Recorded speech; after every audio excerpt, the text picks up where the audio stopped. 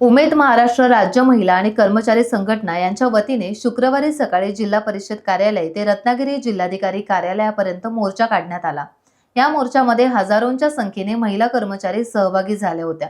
महाराष्ट्र शासनाच्या ग्रामविकास विभागाच्या माध्यमातून राज्यभरात जीवनोन्नती अभियान राबविले जाते। ग्रामीण भागातील महिलांचा आर्थिक आणि सामाजिक स्तर वाढावा यासाठी हे अभियान राबविले जाते।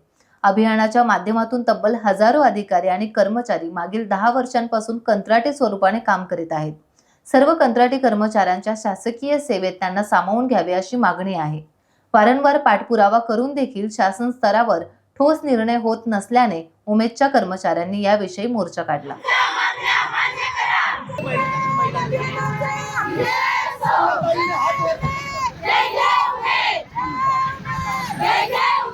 नमस्कार, माझं नाव निकिता नितीन बोरकर, तालुका जिल्हा रत्नागिरी। आणि उमेद अभियानांतर्गत आज आमचा एक दिवसीय लाक्षणिक उपोषणाचा मोर्चा निघालेला आहे।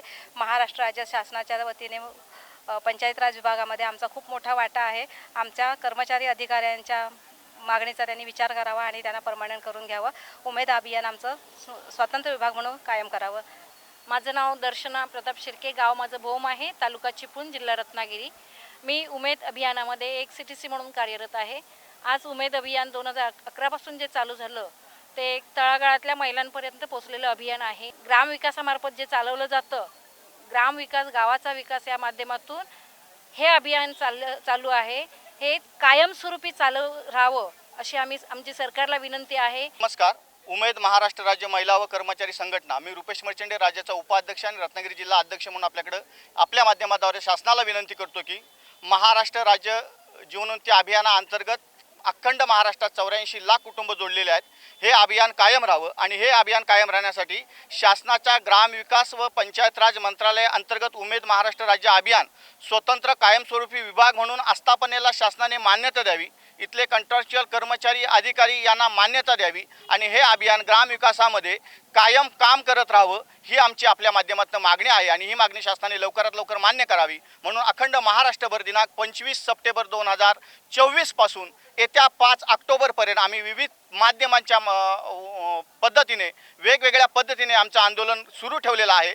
पहिल्यांदा आम्ही निवेदनं दिलेली आहेत, लोकप्रतिनिधींना भेटणार आहोत, माध्यमांना भेटणार आहोत, पत्रकार परिषद घेणार आहोत, मान्यवर अधिकारी कर्मचारी पदाधिकारी यांना निवेदनं देणार आहोत। यानंतर आम्ही असहकाराचं एक हत्यार उचलणार आहोत।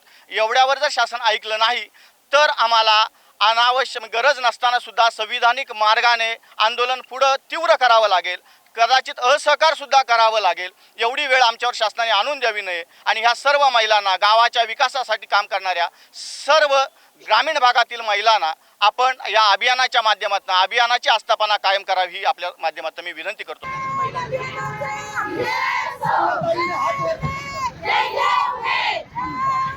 कायम करा, कायम करा, कायम करा, जय उमेद, उमेद अभियानाचा।